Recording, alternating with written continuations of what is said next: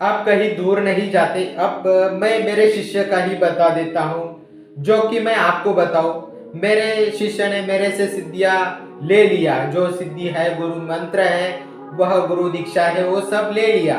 और वह अपने गाँव में जाकर वहाँ वह लोगों का कल्याण करने लगा। उस शिष्य का एक ही मकसद था कि जगत कल्याण करना।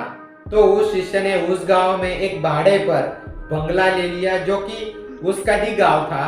पर उसके गांव के आगे दो चार गांव छोड़कर आगे एक गांव था, वहां उसने एक बंगलो टाइप घर ले लिया। और उसको एक काम करने वाली एक औरत चाहिए थी या कोई व्यक्ति चाहिए था, क्योंकि वह अकेला था और अकेला ही, उनके माता पिता नहीं है उसको खाना बना के देने वाला, खिलाने वाला मेरे शिष्य को। क्योंकि मेरे यहाँ से जो सीख के जाते हैं उसका कल्याण अवश्य होता है, पर कुछ लोग अपने अज्ञानता की वजह से वह पूरी तरीके से फंस जाते हैं।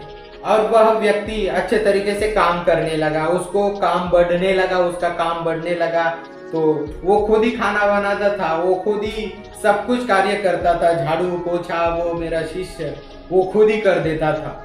जितनी भी है पूरी तरीके से साफ सफाई कर देता था। लोग आते थे, उसका कल्याण होता था। जो व्यक्ति आता है उसका कल्याण होता था।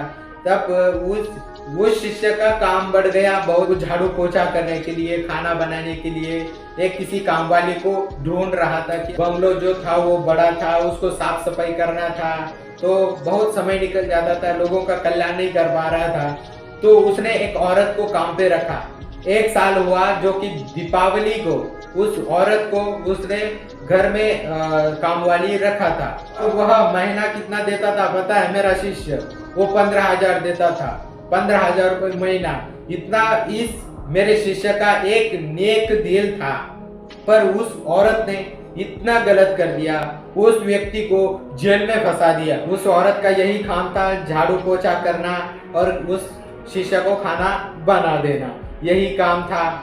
परंतु उस औरत ने ऐसा जाल बिछा दिया कि वह जो शिष्य है वो पूरी तरीके से भ्रमित हो गया, प्यार में पागल हो गया उसे बोलते हैं। वो बहुत अच्छे से काम कर रहा था। जब औरत उसके लाइफ में आ गई, 7 महीने वह औरत अच्छी तरीके से रही उसके साथ, अच्छा काम कर रही थी।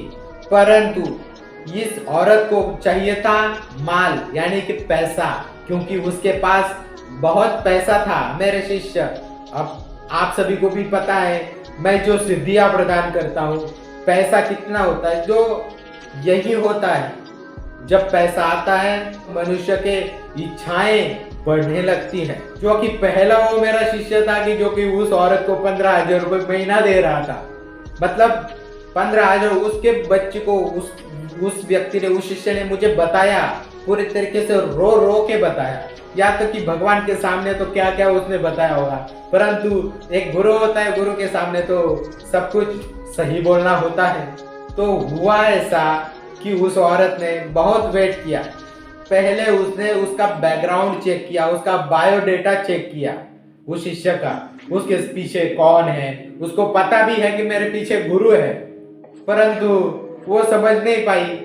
तो पहले से ही बीज बोया था, जो कि वो आई थी 3-4 महीने के आसपास, उसने बोया कि उसका बैकग्राउंड कैसा है, क्या करता है, क्या करता नहीं है, कौन कौन है इसके परिवार में, सब कुछ वो उस औरत ने पता कर लिया। और उस औरत ने बहुत सारे पैसे लूटे। मैं बोलता हूँ 4 से 6 लाख रुपए उस औरत ने लूटे हैं उस शिष्य से। मतलब कि वह अच्छे तरीके से चल रहा था, पर उस औरत ने उसको गलत मार्ग में फंसाया गया। तो वह व्यक्ति पूरी तरीके से फंस गया मेरा शिष्य।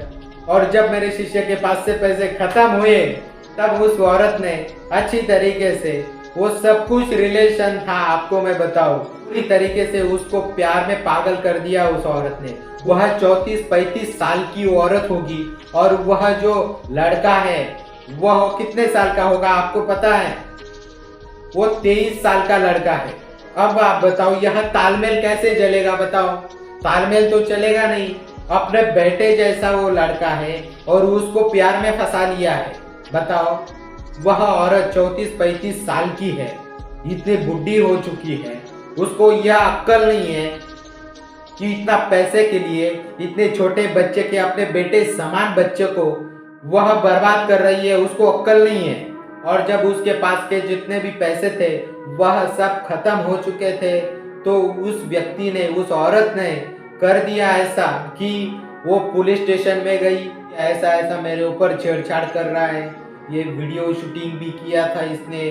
तो हुआ ऐसा कि इस औरत ने अच्छे तरीके से उसको फंसा दिया, जो कि कोई एक्ट है, उस एक्ट में उसको फंसा दिया, उसको जेल हुई है। अब आप बताइए, उस औरत को समझ में आना चाहिए, उस शिष्य को सजा मिल चुकी है जो कि वो जेल के अंदर चला गया है, उसको सजा मिल चुकी है, वह अपना सजा भुगत रहा है। देखिएगा, जिस औरत ने कंप्लेंट किया है उस औरत का कर्म का क्या हिसाब होगा बताइए आप, बहुत ही गलत होगा। तो उस नालायक औरत ने उस बच्चे की पूरी लाइफ खराब कर दी, जो कि अच्छा हुआ कि जो कि मेरा शिष्य निकला, मेरा शिष्य है तो मेरी जिम्मेदारी है कि उसकी मदद करना। तो मैंने उसको पूरी तरीके से सच्चाई के साथ उसको बाहर निकाला है। तो इसलिए मैं आप सभी भक्तों को कहना चाहूंगा, सच का साथ दो, झूठ का साथ ना दो। अगर कोई झूठ इल्जाम लगा भी रहा है तो आप पहले तौलिए, थोड़ा ऊपर नीचे करिएगा। कोई संत, कोई महात्मा, कोई गुरु, कोई कभी गलत नहीं होता है, करने वाले गलत होते हैं, गलत इल्जाम लगाने वाले गलत होते हैं।